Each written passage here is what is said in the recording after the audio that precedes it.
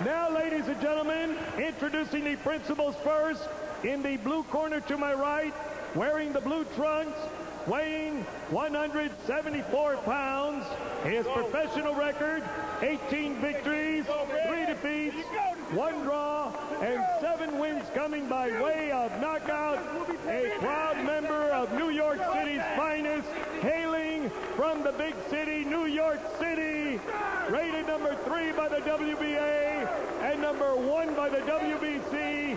The challenger, Tricky Rick Frazier. His opponent in the red corner, wearing the gold sequin trunks, weighing 175 pounds, with a professional record of 38 victories, 1 defeat, 32 wins coming by way of knockout. The pride of Pensacola, Florida, the WBC and WBA light heavyweight champion of the world, Roy Jones Jr. 12 rounds for the WBC and WBA light heavyweight championship of the world.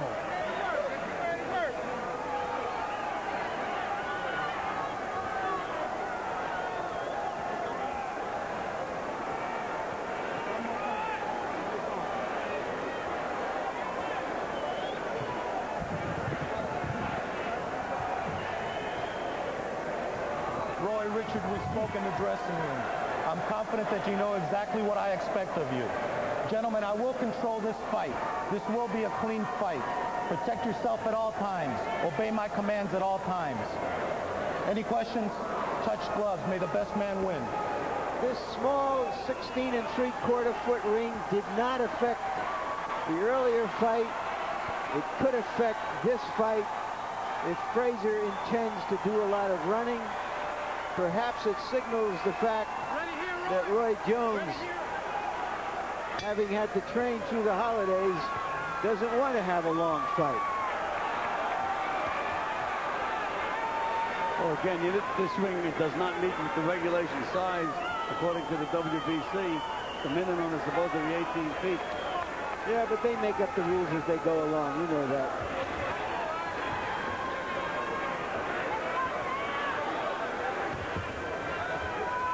Jones, who sometimes doesn't use the jab very much, tonight starts out using the jab against Frazier, the southpaw. And as usual, Roy defies convention because a lot of fighters don't try to jab against southpaws. They lead with the straight right hand instead. Well, one thing that he is doing that I agree with that he wasn't doing the other times before southpaw is he's moving to his left most of the time. Now he just went to the right. What's the advantage of moving to your left against the southpaw?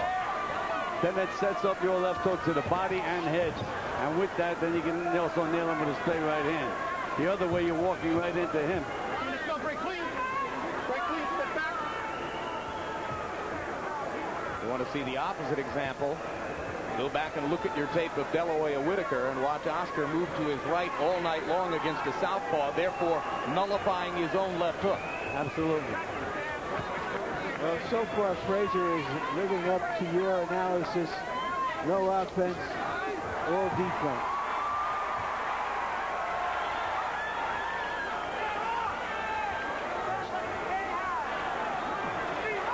When asked yesterday what he would do against Roy Jones, Frazier basically said, hey, what can you say about Roy Jones?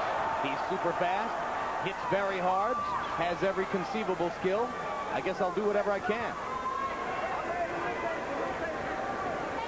Frazier flicking a couple of jabs.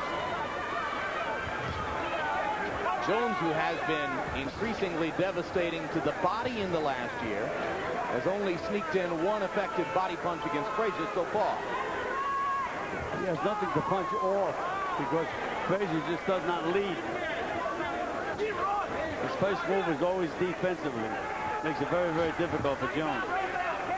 Not that he can't win rounds easily, but for him to nail him with a big punch.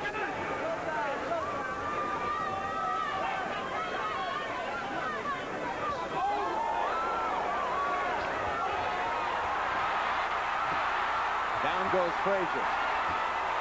Was that a punch? He's complaining that he slipped. Looked like a fall to me. It looked to me like he went in the water. Well, I suspect there's no boxing announcer alive who wouldn't have looked for the earliest opportunity to say, down goes Frazier. And there it was.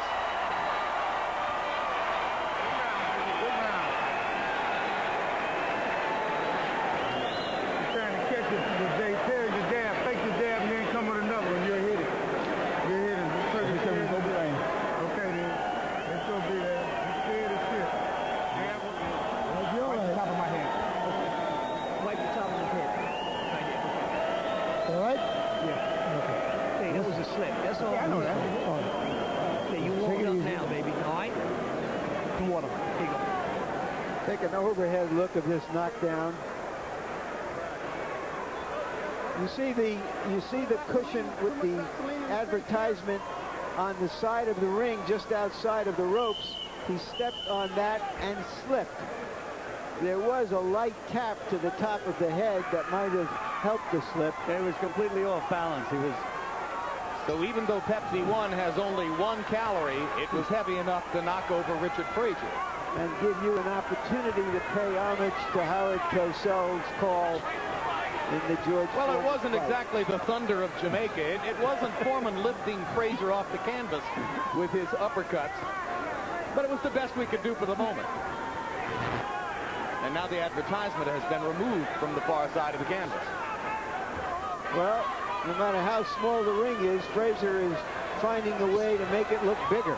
And Jones switches to southpaw and nails Frazier with a right hook. And leads with the left out of the southpaw stance. Frazier still will not punch back. They will walk right through him. I suspect that Jones is switching to southpaw because he believes that'll give him a better punching angle against the southpaw Frazier. Well, he's switching to southpaw because he doesn't respect Frazier's arsenal at all.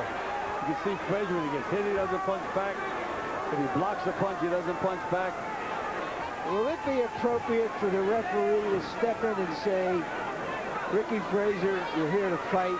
If you don't throw punches, I'm going to penalize you and maybe even stop the fight? Well, again, Larry, many years ago, the most effective thing the referee could do is walk over to the corner and say, unless you start fighting, I'm going to disqualify you and you're not going to get paid. They hear that word paid, and somehow it wakes them up a little bit. Gets their attention. We mentioned that Jones is fighting a third consecutive southpaw tonight. Lou DeVal in the summer. Otis Grant in November up at Foxwoods. And in both of those fights, he switched to southpaw stances from time to time as well. As he did against Eric Lucas a few years ago in fighting a southpaw who once went the distance in a victory over Frazier. Frazier seems to be patrolling the beat in a dangerous neighborhood. Jones whacking him with a lead left hand out of the southpaw stance. Make him feel more comfortable if somebody put the lights out. Now Jones goes back to his conventional stance. Jones in the conventional stance, holding his left hand below his waist and looking for lead right hand opportunities. There's a landed right.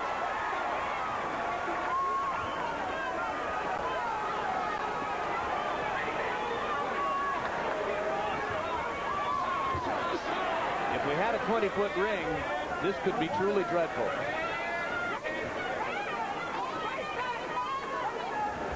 Frazier's agile enough to move away from punches, even in the 16-foot ring, because, again, he doesn't give you anything to punch off.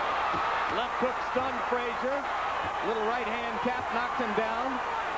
And hello, Chris Green is not written on the bottom of Frazier's shoes. And that's the end. Armando Garcia decides that that's a good moment for stopping the fight. Well, this is an early stoppage state, as we saw in our last doubleheader here a few weeks ago. In those circumstances, we questioned whether the fight should have been stopped. In this circumstance, I have to applaud the referee because it only could have gotten uglier. And uglier, and uglier. What about the stoppage, Harold? Jim, you know something? If you're in a down position, you're in a down position. Rick Frazier's whole body was off that canvas. The only thing that was on the canvas when Armando Garcia got to 9 was the soles of his shoes. He's not in a down position. Armando Garcia should have cleaned the gloves off, and if he was going to let it go, let it go. But not count to 10. You don't count 10 with a guy in an up position. You count 10 when a guy's in a down position. When something is touching the canvas other than the soles of his shoes. I'm not sure the 10 count had anything to do with the stoppage of the fight. I think he was just sort of Just stop the fight. That's the way I see it. filling out the count. Yeah. Yes, but he counted him out. No, we don't. Let's see. I think he let him get up and then he stopped the fight. That's just a technicality, Harold. This was a fight. 9 seconds of the second round. The winner by technical knockout, and still the WBC and WBA